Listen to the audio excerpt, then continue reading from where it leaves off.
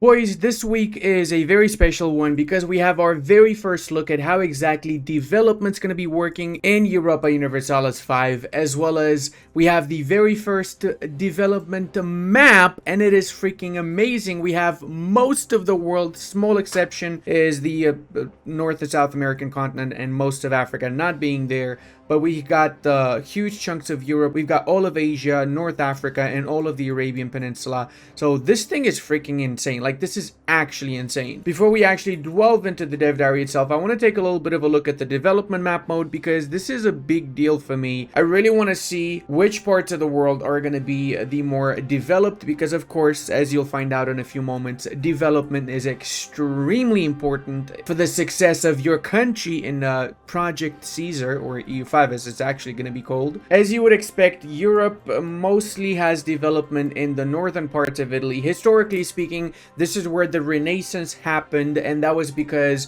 North Italy was populated by a multitude of smaller city-states, in essence, that essentially competed against one another. They had multiple wars, and they used technology and discovering, or better yet, rediscovering the ancient Roman various technologies, arts, and so on, as a means of getting ahead of their neighbors in this little feudal slash tribal style wars that they had between one another. Obviously, they were not tribes, but it was a lot of similarities between. The map itself is not super high pixels, so keep that in mind. But we can see that Milan, Venice, Firenze, Pisa, all of them are the highest development areas. Rome is not as high development as the northern parts of Italy. That's understandable. Naples is about on par with the Roman city. Then we also have Constantinople about on par with Rome, maybe a couple of notches below that. Anatolia is pretty low dev, as you would expect, since this is the result of about 400 years of Ottoman incursion into Anatolia.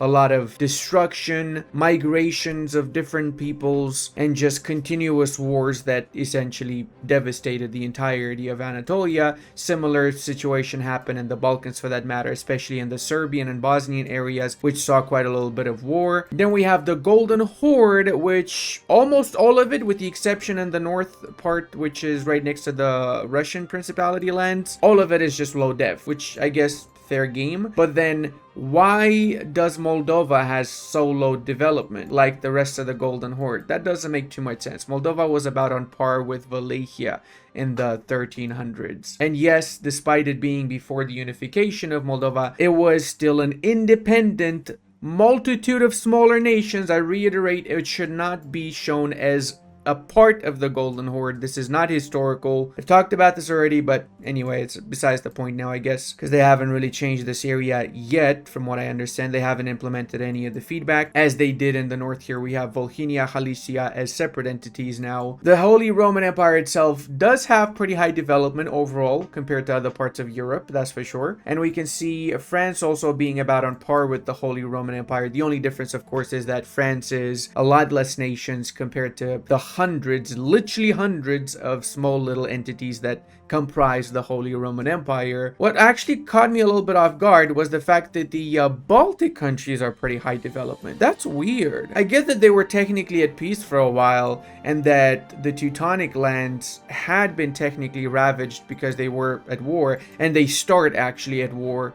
with the Poles and the Lithuanians. But does that justify the higher development there compared to the southern parts? I don't know. It's a little bit confusing to me. North Europe is very low development because very low population. But we have, of course, Stockholm being the shining light over here, as is Oslo for that matter. And now going into Asia, there's a lot of development in North India along the Ganges, I guess this would be called, right? The south of the Nepalese mountainsides. Then, of course, Bengal, really high development, as you would expect. Bengal is a favorite for playing toll in EU4, and I'm expecting this area to be a favorite for playing toll in EU5 as well. And what really caught me super off guard is the insane amount of development in Yuan. I mean, Beijing, I assume is huge. Like, this clearly, from what I can tell, is the highest development city in the world. Way more development than anybody else. And then alongside that, all of China is super high development when put against the rest of the map. Look at this. Like, this is actually such a huge contrast. The Horde lands are like basically 3 development, or whatever the equivalent for black is going to be, right? The Arabian Peninsula, pretty low dev, as you would expect, with Mecca being the exception. exception,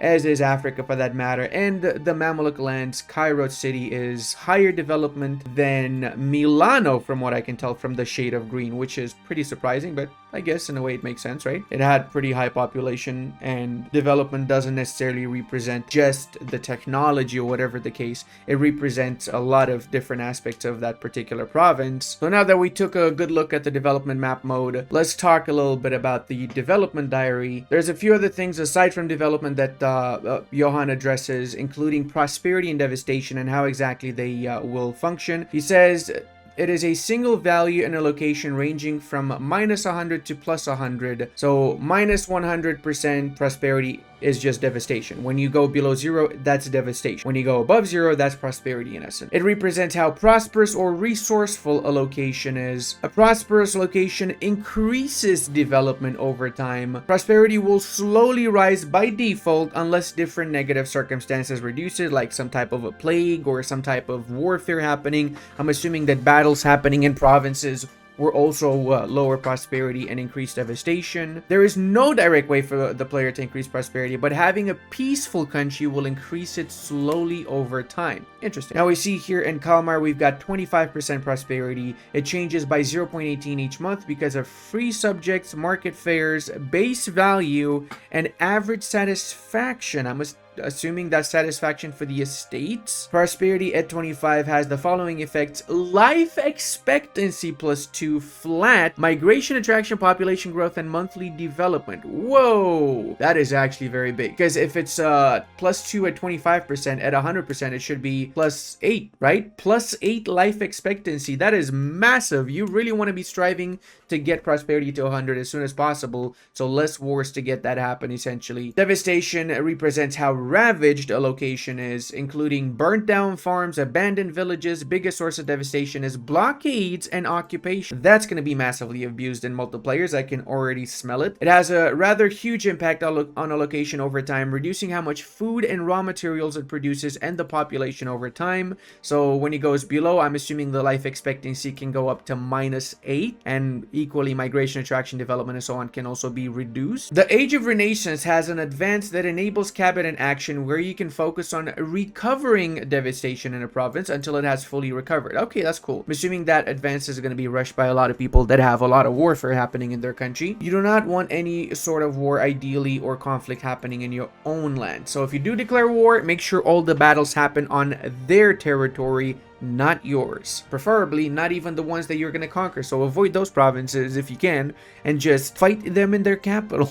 Devastation 10% in Palanga. Over here we see -1.81 because it's occupied. Holy shit. So 2% from occupation. That's huge. That means if you stay at war for a couple of years, that province is completely dead. I mean, devastation is huge. And if there's no way of actually clicking a mana points to increase the development and lower devastation, then that's going to be really, really insane. I do hope that forts or zone of controls from forts will lower devastation like they do in EU4 tenfold, right? That would make a lot of sense and would be nice to see. Oh, I was wrong. So devastation 10% has way more negative aspects than the prosperity has, including literacy reduction, development growth reduction, material output reduction, pop promotion speed. Holy snaps. Well, that's about it for prosperity and devastation. Let's talk about the big boy, development. One concept that has been in many grand strategy games, including EU4, it's been used for various things, but in Project Caesar, development represents how cultivated the land is. That explains why there's so much development in Qing, because Yuan likely would have the most cultivated land by far, as would North Italy for that matter. Most of the land, because of the high amount of population and the advances in those areas, would be pretty cultivated. As well as it represents how much it is used by the pops living there. The higher the development, the more people can live there and the more it can be exploited. So basically, you want to increase your development cap so you can bring in more pops, which in turn means that you can get more money and more manpower and everything else out of it. As mentioned in earlier Tinto talks, there is a value that the player mostly only has indirect control over, but you can have your cabinet working on improving development in an entire province at once. Okay, so what I'm getting here is that this is basically CK3. In CK3, you have the same thing, okay? You got your cabinet, or whatever they're called, counselors in CK3, that can increase development in one province at a time. So increasing development in EU5 is going to be super slow, tedious, and you're not going to be able to increase development too much by the end of the campaign unless there's other things that will allow you to increase development, or the game might get launched like this and then we get a DLC that will give us more options to increase development, right? I'm kind of expecting that to be the case. Development helps a fair bit improving the quality of a location, but all of these values here are still constantly being balanced. 17 development in Kalmar, and this increases by 0.0174 each month because it's a coastal town. Literacy of burgers, specifically burgers, as well as prosperity, and it has the following effects. Holy shit, that's really good. So it increases RGO size, the cost of building is reduced, migration attraction is increased, distance cost to capital, population capacity, holy snaps, that's huge. Just 85% capacity increase, wow. Supply limit 34, market attraction, stockpile capacity, because as we all know by now, stockpiling goods is what you need to do in order to survive certain wars or certain harsh winters and so on in EU5. Life expectancy +1 flat, okay, as well as construction speed +17. So at 100% development, you basically get insane stats. We also have a sneak peek of roads, one of the core mechanics of EU5 and Imperator Rome. Honestly, I love Imperator Rome half because I can build roads as the Romans around the world. We have had roads in many of our former games, and this game will have roads too. In Project Caesar, this includes one of the most in-depth systems of roads we've ever made. Okay, I'm curious. A road is basically a connection between two land locations that reduce the proximity calculation from 40 down to 20. Most settled nations start with the capacity to build gravel roads, so we have different tiers of roads. Cool. There's 3 advances in later ages that will introduce new types of roads that can be built. Those roads will reduce proximity further and increase movement speed for armies. So you have 4 levels of roads. One is the gravel one, the initial one, and then you increase the different levels as you progress in the ages, or you advance, better yet, in technology. Now, this may sound like it could be a lot of micromanagement if we had used the way railroads were being used in Vicky 3 or how roads were built in Imperator, but we have a few easier ways to upgrade or build the road network. We have here an idea of what he means by that. This is, of course, Norway, and we have to the right side of the screen the macro builder, as I'm going to go ahead and call it, because it's pretty much what this is. We can use the macro builder to build this particular building in whatever province we want, and the gravel road, which is the first one, reduces movement cost by 25%. So that means your units are 25% faster if they go on these roads. That's huge. Holy snaps. Even from a tactical perspective, that's huge. Now, they are super expensive. Holy snaps. 1,000 ducats to build one road, gravel road in Idre. Damn, that's a lot. That's actually a lot. And you can see here the prices is very different based on the location. So there's different modifiers for that, of course. Oh, so that's because this is a road between Kalmar and Idre. So the further away it is, the more expensive it gets. I get it now. Okay. Technically, that is in Norway at the start of the game. You can always build a road into the location of any country that has positive opinion of you. So road network can and will be connected for trade. Wow, that's so cool, man. I'm so hyped for this. Can I just play EU5? Can you just announce it tomorrow and release it day after, please? The green location are locations you can afford to build the road at the moment. Stripped locations are locations with the road, and the white locations are proposed paths for the road between Kalmar and Idre. Okay, so going back to this would be the road proposition between Kalmar and Idre. Okay, so pretty big road. Not sure I want to build that. I want to build one from Stockholm to Copenhagen for strategic taking Copenhagen reasons, okay? Road building is one of the more important and fun parts of this control growing gameplay loop. I agree. I actually really am going to build a lot of road. Road only gameplay? Piracy and privateers also. A privateer is a pirate sponsored by a specific country. The ability to sponsor privateers has several different ways to unlock. First of all, every nation has access to an advance in the Age of Absolutism called Letter of the Mark that reduces the cost for privateers whilst also making them sturdier. There's also unique advances in the Age of Discovery for some countries that allow them to hire privateers, whilst if you pick diplomatic focus at the Age of Renaissance, you have the possibility to recruit privateers that early. So if you want to get them from day one, go for diplomatic focus, but then you get cut out from the admin focus or the military focus. So there's pros and cons, right? Which is why this game is going to be super replayable, because you're going to play it in 1,000 different ways. Sponsoring a privateer can be done in an area, and it costs 250 sailors per privateer, 10 sailors each month. They're active. They reduce the maritime presence of all non-friendly countries in all sea zones in that area. This hurts relations and will give them a way to get a casus belli against you, though. How do you fight them? You have a fleet of ships in any location in the sea area. They will actively reduce the capacity of those pirates, so basically identical to how it works in EU4, to make it short. We see here Swedish privateers from the Kingdom of Sweden. They have 61% power. The area they're operating in is the East Baltic Sea area. The power changes by minus 23% because they don't have enough sailors.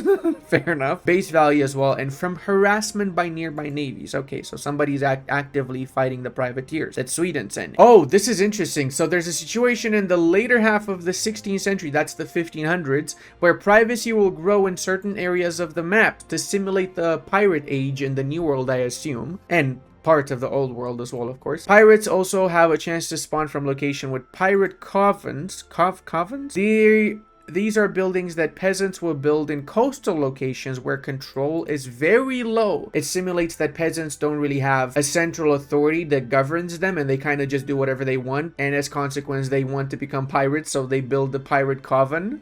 This is the privilege when granted the burghers will help your privateers be more cost effective. Okay, so hiring privateers is 20% cheaper and maintenance 10% cheaper. Next week, we will learn about conquest, integration, and casus bellis. That should be a good one. And also, this kind of links to the fact that we're very close to the announcement of EU5, guys, because this is pretty much one of the last dev diaries, and we're very quickly approaching with some of the last Tinto maps as well. Hope you guys enjoyed this video. Love you all, and I will see you in the next one.